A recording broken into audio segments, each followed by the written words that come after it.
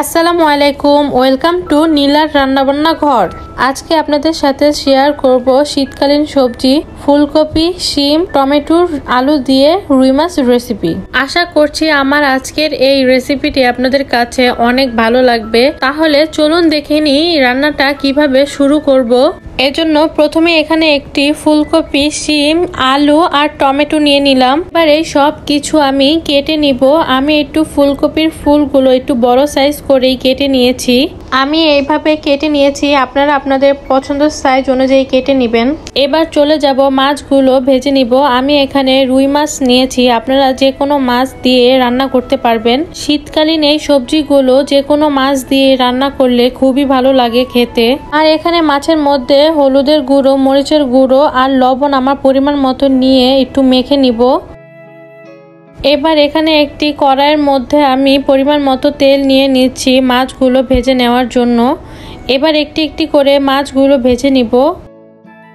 সবগুলো মাছ আমার দেয়া হয়ে গিয়েছে। আর মাছগুলো দুই পাশে আমি ভেজে নিব। আমি অল্প করে ভেজে নিচ্ছি, আপনারা চাইলে কড়া করেও ভেজে নিতে পারেন। আর এই সবজির মধ্যে মাছগুলো যদি ভেজে রান্না করেন তাহলে দেখবেন খেতে অনেক বেশি ভালো লাগে। মাছগুলো আমি খুব ভালোভাবে ভেজে নিয়েছি। এখন সবগুলো মাছ একটি একটি করে তুলে ফেলবো। এবার এই সেম তেলের মধ্যে আমি দুটো মাঝারি সাইজের পেঁয়াজ কুচি নিয়েছি। পেঁয়াজটা তেলের মধ্যে দিয়ে কিছুক্ষণ হালকা ভেজে নিতে হবে।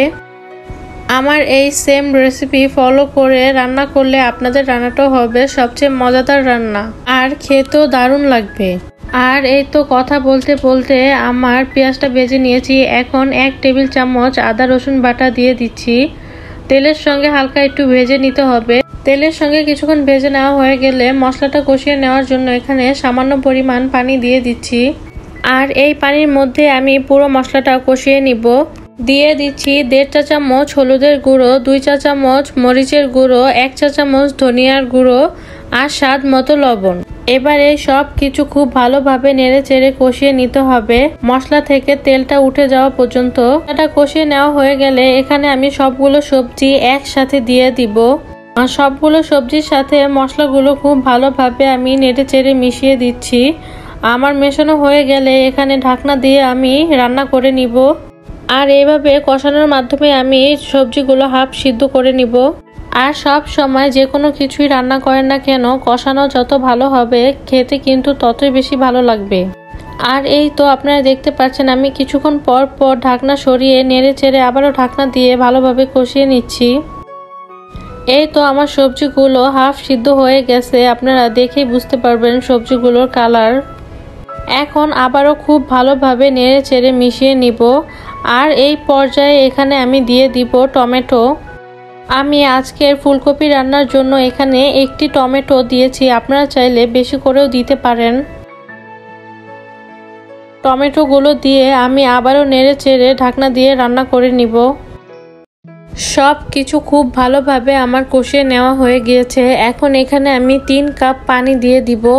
আপনাদের তরকারির পরিমাণ অনুযায়ী এখানে ঝোলটা ব্যবহার করবেন। সবজির মধ্যে আমি পানিটা দিয়ে দিয়েছি বা ঝোলটা দিয়ে দিয়েছি। এখন এটাকে নেড়ে চেড়ে হালকা বলক ওঠা পর্যন্ত অপেক্ষা করব।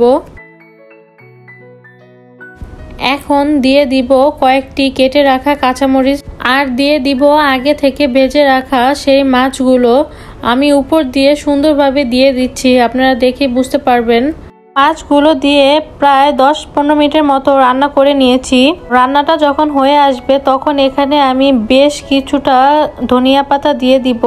এই শীতকালীন সবজির মধ্যে কিন্তু ধনিয়া পাতাটা দারুণ লাগে, আমি বেশি করে ধনিয়া পাতাটা দিচ্ছি। এবার আরও 5 মিনিটের মতো রান্না করে নিব। আর এই তো হয়ে গেল ফুলকপি, শিম, টমেটোর মাছ দিয়ে রান্না। তাহলে আমার আজকের এই শীতকালীন সবজির রেসিপিটি আপনাদের কাছে কেমন লেগেছে তা লাইক, কমেন্ট, শেয়ারের মাধ্যমে জানাবেন। এবং এরকম আরও নতুন নতুন রেসিপি পেতে আমার চ্যানেলটাকে অবশ্যই সাবস্ক্রাইব করবেন। আর ফেসবুক থেকে দেখে থাকলে অবশ্যই একটি ফলো দিয়ে ভালোবাসা দিবেন। আর আমার এই সেম রেসিপি ফলো করে রান্না করলে অবশ্যই আমাকে জানাতে ভুলবেন না যে কেমন হয়েছে রান্নাটা। আবারও কোনো নতুন সহজ রেসিপি নিয়ে চলে আসব। সেই পর্যন্ত ভালো থাকবেন। আল্লাহ হাফেজ।